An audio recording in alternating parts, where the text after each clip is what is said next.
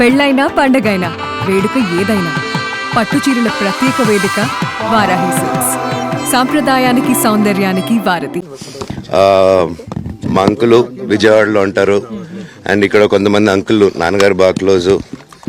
మనోజ్, నువ్వు ఎన్నో సంవత్సరాలు ఇంటి బయటగా ఉన్నావు, నీ సొంతంగా ఉన్నావు.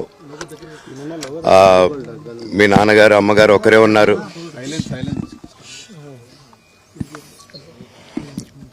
మీ నాన్నగారు అమ్మగారు ఒకరే ఉన్నారు.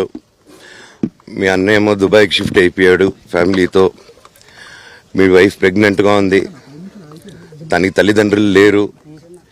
తనకి ఇప్పుడు మీ అమ్మ అవసరం ఉంది, పెద్దోళ్ళు అవసరం ఉంది.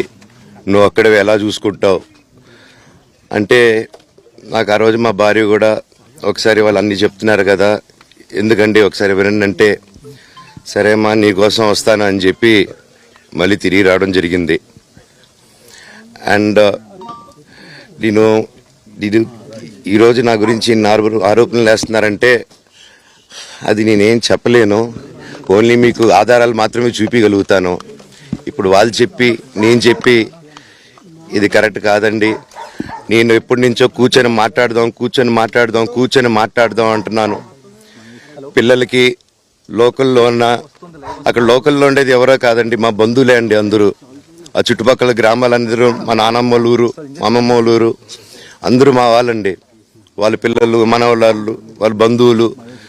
సో వాళ్ళకి అన్యాయం, వాళ్ళు అర్జీలు పెట్టుకున్నారు, వాళ్ళు లెటర్లు పంపించారు, వాళ్ళన్నీ చేశారు.